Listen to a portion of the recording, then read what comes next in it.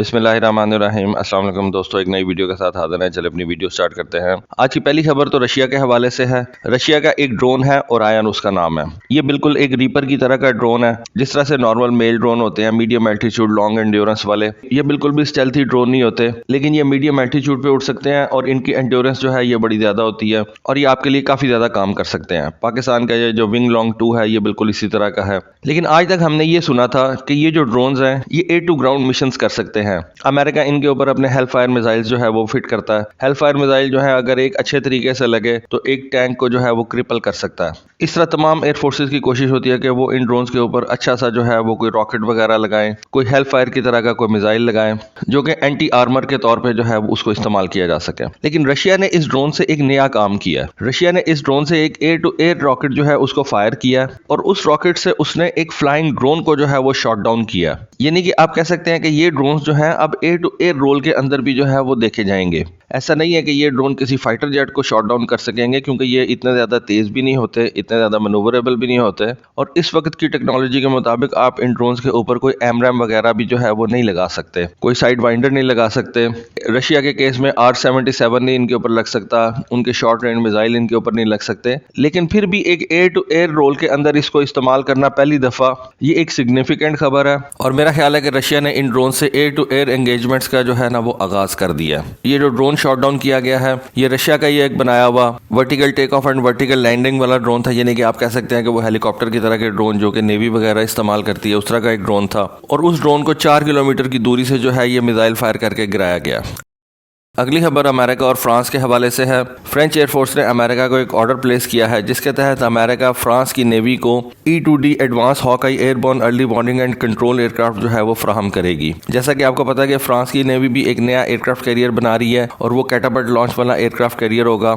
उसके लिए फ्रांस की नेवी को इन एबैक्स तैयारों की जरूरत है। फ्रांस की नेवी ऑलरेडी E-2C एबैक्स जो है वो इस्तेमाल कर रही है। सेम प्लेटफॉर्म है, लेकिन ये जो E-2D हॉकाई है ये उससे काफी ज्यादा एडवांस है। प्लस इनके अंदर फ्रांस ने जो है वो एयर रिफ्यूलिंग भी रखवाई है जिससे इन E-2D हॉकाई की जो रेंज है वो बहुत ज्यादा बढ़ जाएगी। इसके अलावा मैं एक और आपको खबर देता चलूं कि फ्रांस ने अपने नए एयरक्राफ्ट कैरियर के लिए अमेरिका से E-MAL सिस्टम जो है उसको भी परचेज कर लिया है। यानी कि जो फ्रांस का नया एयरक्राफ्ट कैरियर होगा उसके ऊपर अमेरिकन E-MAL सिस्टम जो है वो इंस्टॉल किया जाएगा। इस E-2D हॉकाई की जो सबसे सिग्निफिकेंट चीज है वो उसका नया रेडार है जिसको नाम दिया गया है AN/APY-9 रेडार। इस रेडार के बारे में कहा जाता है कि ये पिछले रेडार से तकरीबन 2 जनरेशन जो है वो आगे है।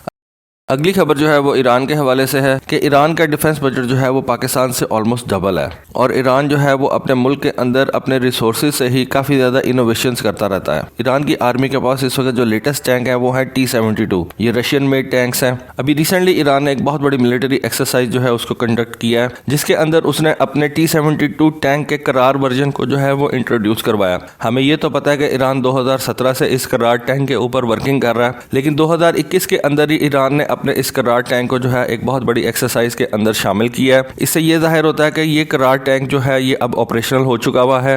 ईरान की आर्मी के लिए ये एक बहुत बड़ा बूस्ट है। ये टैंक जो है ये T-72 टैंक के ऊपर बेस है। ईरान की आर्मी मुख्तलिफ किस्म के बहुत से टैंक्स जो है इस वक्त इस्तेमाल कर रही है। ईरान के पास इस वक्त सबसे ज्यादा तादाद के अंदर T-72 टैंक्स हैं और वो आए दिन इन T-72 टैंक्स के ऊपर जो है वो तजर्बे करके उनको एडवांस बनाता जा रहा है। इस नए टैंक के बारे में बताया जा रहा है कि इसको थर्मल इंफ्रारेड रेडार से प्रोटेक्शन जो है वो फ्राहम की गई है। इस टैंक के अंदर electro optical fire control system जो है वो इंट्रोड्यूस करवाया गया है। लेजर रेंज फाइंडर को भी इस टैंक के अंदर इनकॉर्पोरेट किया गया है। एक नए किस्म का एक्सप्लोसिव रिएक्टिव आर्मर जो है इस टैंक के ऊपर लगाया गया है ताकि इस टैंक की प्रोटेक्शन को जो है वो बेहतर बनाया जा सके। इसके टैंक को बहुत ज़्यादा मॉडिफाई किया गया है और ये टैंक आने वाले दिनों में ईरान के लिए काफ़ी कारआमद साबित होगा। अगली खबर जो है वो इंडिया के MiG-21 के क्रैश के हवाले से है। वेल ये कोई खबर तो नहीं है, लेकिन मैं आज सिर्फ ये कहना चाहता हूँ कि इंडियंस के बारे में मुझे एक बात की समझ नहीं आती और ख़ास तौर पे इंडियन एयरफोर्स की मुझे एक बात की समझ नहीं आती कि आज भी वो इस बहस में पड़े हुए हैं कि क्या तेजस MiG-21 का एक रिप्लेसमेंट है या नहीं। वेल सिंपल सी बात है, जब आपने 80s के अंदर तेजस को बनाना शुरू किया था तो आपने ये सोच के बनाया था कि हम MiG-21 को इस जहाज से रिप्लेस करेंगे। वो भी सिंगल इंजन जहाज है, ये भी सिंगल इंजन जहाज है।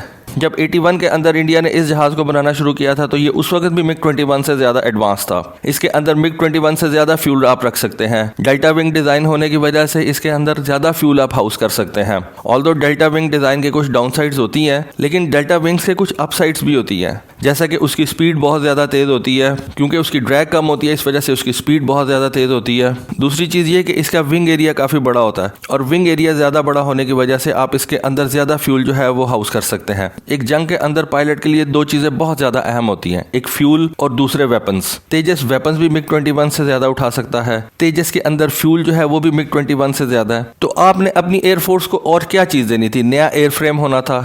तेजस का एयरफ्रेम MiG-21 के एयरफ्रेम से तो बहुत ज्यादा बेहतर है। उसकी सर्विस लाइफ जो है वो MiG-21 से बहुत ज्यादा बेहतर है। आप आज भी इस MiG-21 को जो है वो रगड़ रहे हैं और आपका एक विंग कमांडर जो है वो मर गया। पहले तो मुझे ये समझ नहीं आती कि इंडियन एयरफोर्स आज भी अपने इन MiG-21 के अंदर एक विंग कमांडर को जो है वो भेज रही है। वो अभिनंदन आया था, वो भी विंग कमांडर था। ये जो विंग कमांडर मरा है ये भी एक MiG-21 के अंदर ही मरा है। तो इतने हाई रैंक के ऑफिसर को आप आज भी MiG-21 जो है वो दे रहे हैं। मुझे तो इंडियन एयरफोर्स की कई दफा जो है ना कई बातों की समझ नहीं आती, और इनकी जो लीडरशिप है उसकी तो बिल्कुल ही समझ नहीं आती। जिस तरह आपने आज तक दिल से पाकिस्तान को तस्लीम नहीं किया, इस तरह आपने आज तक अपने तेजस को भी दिल से तस्लीम नहीं किया, और यही सोचते रहते हो कि इसका नया वर्जन बनाएंगे, इसका नया वर्जन बनाएंगे, इसका नया वर्जन बनाएंगे। और उसका नतीजा क्या निकल रहा है कि वो उसी MiG-21 को रगड़ते जा रहे हो और उससे अपने ये जो ऑफिसर्स हैं उनको मरवाते जा रहे हो। मेरी तो समझ से बाहर है।